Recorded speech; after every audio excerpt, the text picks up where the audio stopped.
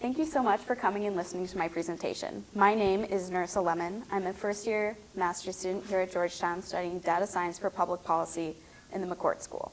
I'm here to talk to y'all about a sensitive topic that's important to me, sexual assault. Sexual assault is important to me because I have someone close to me who's a sexual assault survivor, and it's the reason why I decided to come to Georgetown so I can be part of the solution in making her life and other survivors' lives better. This semester, I've had the pleasure of working with Tyler Claycamp, a fellow here at the Beck Center, who's been setting up a network of state chief data officers, or state CDOs. State data can influence so many aspects of social policy, but today I'm going to be focusing on how it can influence sexual assault policy. I believe that currently state data is being under-leveraged to help eradicate sexual assault. State data has an advantage in that it can be used to create legislation and policies at a state level to influence and help sexual assault survivors. And it also has an advantage over federal data in that there's less roadblocks to make data more transparent between elected officials and citizens of the state. However, there are states making really great leaps in this area. For example, the state of Oregon has created a task force bringing together different people from different state agencies, the judicial agency, their health agency, even including survivors themselves, to create a task force to help reduce the rape kit backlog in the state. So they created the Sexual Assault Task Force. In doing so, they were successful in clearing all of the rape kit backlog. In Portland alone, there were over 2,000 kits that were cleared, which is what this image shows. In Oregon itself, there was nearly 5,000 kits that needed to be tested. Some of these kits dated back to the 1980s, which unfortunately means some of them are no longer able to be used as evidence in the court of law due to the statute of limitations. In response to this, Oregon has mandated that all kits must be tested within 45 days, and survivors are now able to check on the status of their kit, and they're able to see where their kit is, something that they were previously unable to do before. Another state making great strides is the state of Connecticut. The state of Connecticut, their state chief data officer made a toolbar that the public can see. This toolbar displays the rate of sexually violent crimes happening in the state on a year-by-year basis.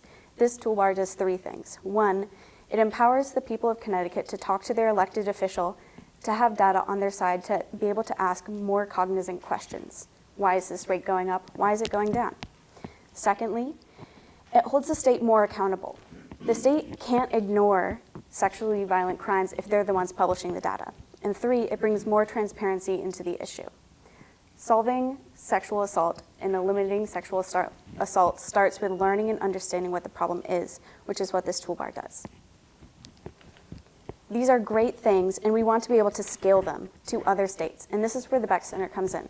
The Beck Center, in creating this network of state chief data officers, has created an environment conducive for open communication. So state CDOs can talk to each other about what worked in their state and what didn't work in another state. So currently, the map of state chief data officers look like this. These are all the states that have that state chief data officer position.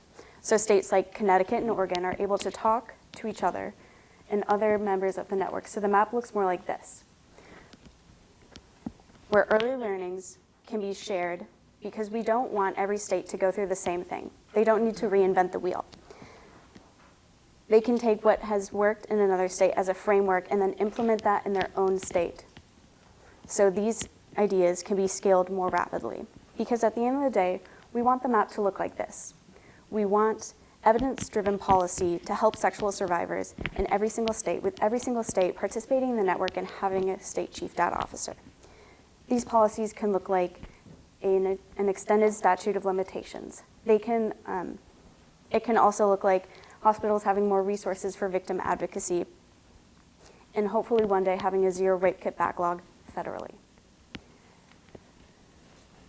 Another thing I want to touch on is, yes, communication is so key and so important, and that's how we can rapidly scale these ideas.